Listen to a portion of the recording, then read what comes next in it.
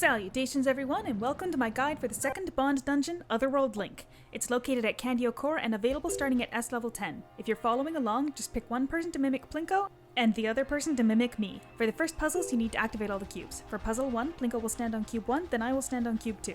This will trigger the terminal, and he will be able to go deactivate the barrier. Note that if I move off cube 2, the puzzle will fail, so I have to stay put till the barrier is down. For puzzle 2, Plinko will first stand on cube 3, which will give him the skill to grab the link crystal. Using this skill moves the link crystal to where you're standing. Once the link crystal is holding cube 3, Plinko moves to cube 4 and waits. Then, I will go to hold cube 1. Once I'm there, Plinko goes to cube 2. This will trigger the terminal.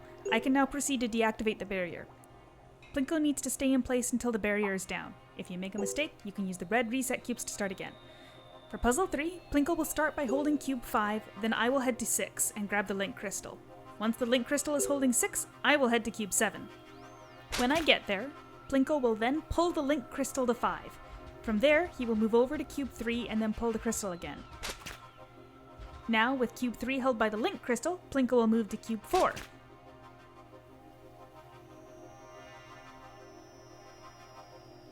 Next, I move to cube 1. Then Plinko moves to cube 2, which will unlock the terminal. Now I can go deactivate the barrier. Now, get ready for puzzle 4. To start, I will go stand on cube 3. Plinko will then head to cube 4 and grab the first link crystal. And from there he'll move to cube 1 and bring the first link crystal along. Next, he will go to cube 2 and grab the second link crystal. This link crystal will stay at cube 2 for the rest of the puzzle. It won't be moved again. From there, he will head to cube 5 and grab the first link crystal again. It is almost out of range, so you may need to adjust your position to reach it. Next, he will go to cube 6 and bring the link crystal again, and then go to cube 7. But this time, don't grab the crystal. I'm going to move to cube 8, then he can grab the link crystal and bring it to cube 7. Now, Plinko can move to cube 9, grab that link crystal one last time, and again it's almost out of range. And finally, he can head to cube 10. From there, the terminal will be unlocked and I can go unlock it. That's a round of applause for Plinko, who did all of the work there. This part is easier, I promise, and I can talk slower. For this section, we have to use 2 orbs to swap back and forth to get through the next few zones. Kronk will talk a bit first, and then you can talk to him to pick your orb. I'll take the transfer orb, and Plinko will take the locating orb.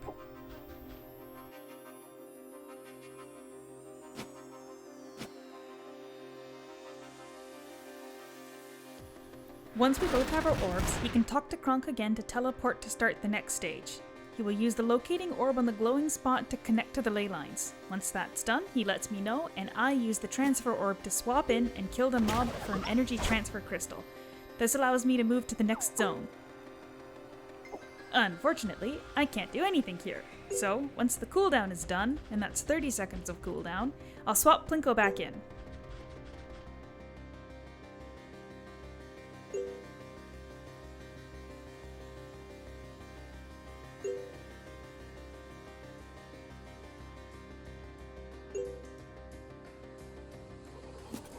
Once we're swapped again, he will use the locating orb on all the glowing spots again, and once they're all connected, he lets me know, and as soon as my cooldown is ready, we'll swap again.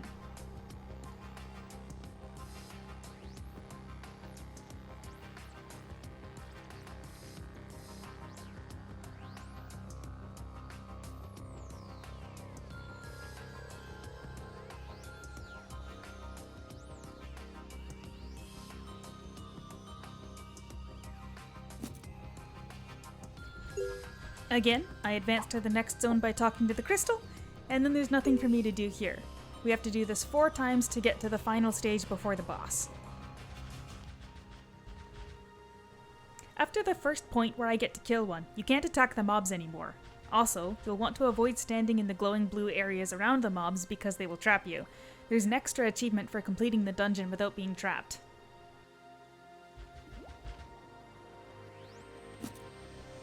Unfortunately, with the transfer crystal cooldown being 30 seconds, there's really not much you can do to make this section faster.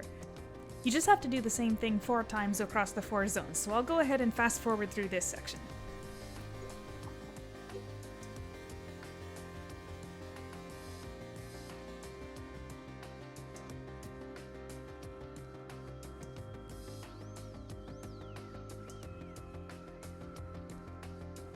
Alright, getting back down to regular speed, for the final stage, we have to cross a poison bridge.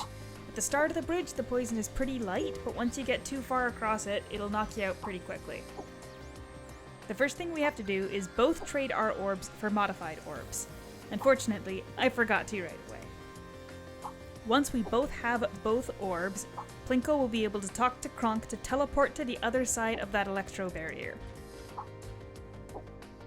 Once Plinko is over the barrier, he has to make it to a glowing gold spot and use the locating orb on it to set a point, then use the transfer orb to swap with me, who is talking to the energy interception point to get a buff that will protect me from the stronger poison. If you accidentally use the transfer orb before you set a locator point, you will both share a 15-second cooldown, so be careful.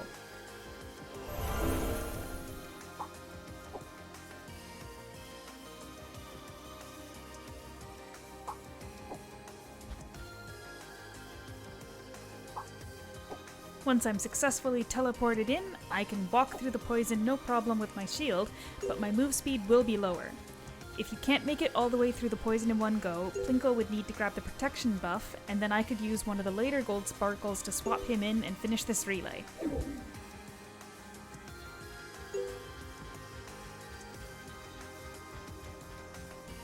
Once I get across, we will both be automatically warped to the boss.